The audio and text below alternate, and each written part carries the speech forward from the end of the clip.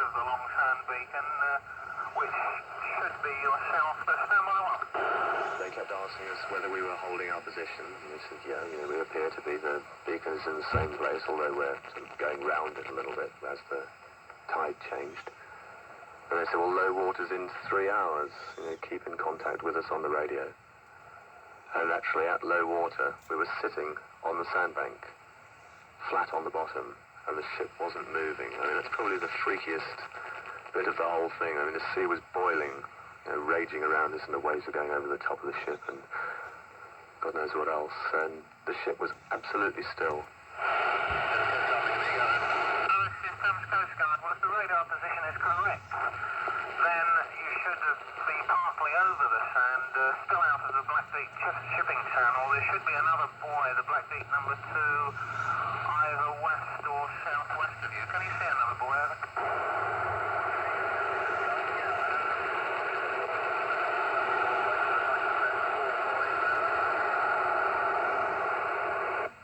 Systems Coast Guard, do you say northwest, over?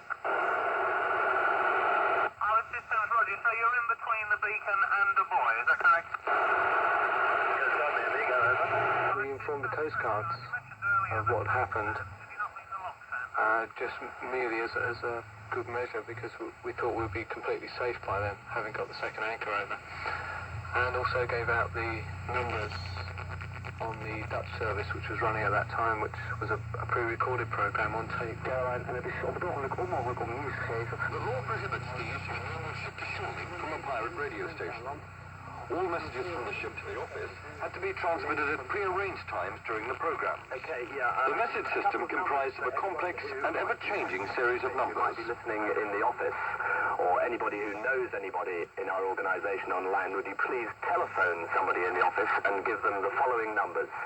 Number 59 and number 60. That's number 59 and number 60.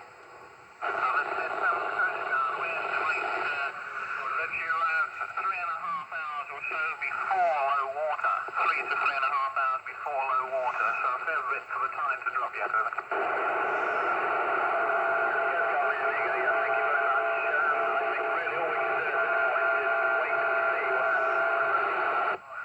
This Systems Coast Guard, Roger, we'd prefer you to remain on VHF if your batteries can hold out. We have Sheerness lifeboat anticipated at the moment. Would you prefer the lifeboat to stand by you? Over.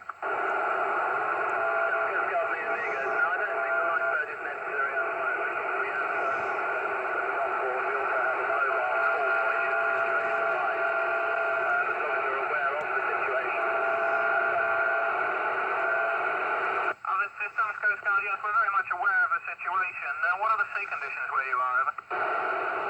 Coast Guard, it does appear to be calming down quite considerably. This Systems Coast Guard, Roger, well, we're listening channel 16 and 2182. Should require further assistance, and please keep us informed, over. Coast Guard, thank you very much for your assistance. We will monitor.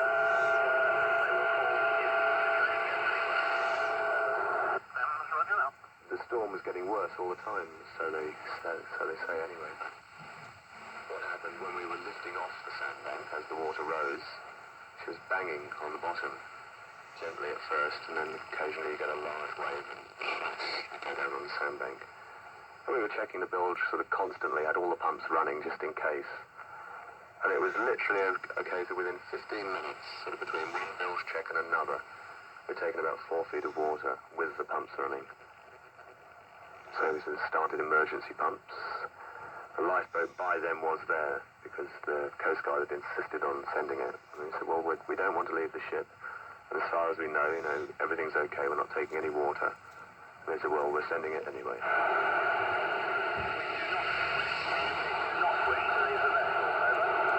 Systems Coast Guard, Roger, I appreciate that, but in terms of safety, the lifeboat will stand by you, over.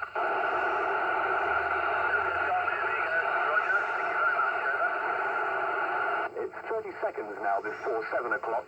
Just before Roy Masters, we have a couple of numbers for our office. That's number 59, number 59, and number 60, 60, number 60. Number 60 will be extreme in approximately 2 hours.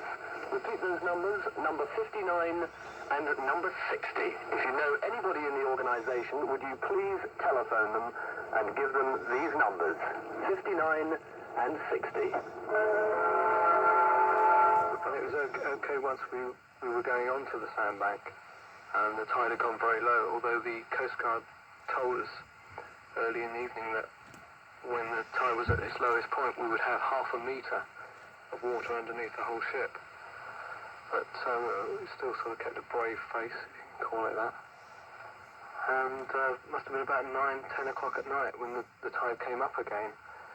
And it doesn't come up that quickly, obviously. So raising very slowly, the ship was bouncing more or less onto the sandbank.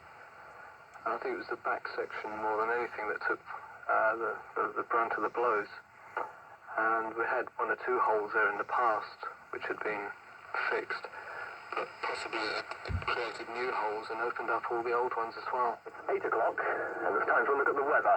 Another cold, windy night. Minimum temperatures 2 degrees centigrade. Tomorrow, yet again, cold for the time of year, with fresh to strong easterly winds. Currently on a fresh North Sea, it's just 4 degrees. And tonight's numbers, number 59 and number 60. Tonight's numbers, number 59, 59, and number 60, 60, with love from the North Sea. We apologise for not being able to bring you our normal programmes due to circumstances beyond our control. However, we will play you some continuous music. We kept doing the weather forecast live. We were going to actually continue programs normally, but because the Coast Guard wanted a constant watch on the bridge, which was very cold and damp and dark, we decided it's best to put out tape programs, because otherwise it would have meant that 2 or 3 people had to do the bridge watch on the radio, and the other one would be doing programs. And by that time, I mean, we've been working sort of all day to try and save the ship, and people were getting tired, and they're saying, well, you're going to have half an hour's rest and just sort of lie down for a while, and we'll put tapes out. We had enough different tapes, and we do the weather forecast on the hour each hour, so there is a live link there in case any messages have to be given. It's 10 o'clock, and that's time for a quick look at the weather. It's going to be another cold, windy night, with minimum temperatures 2 degrees centigrade. Tomorrow, yet again cold for the time of year, with fresh to strong easterly winds. On a fairly rough North Sea, it's just 3 degrees.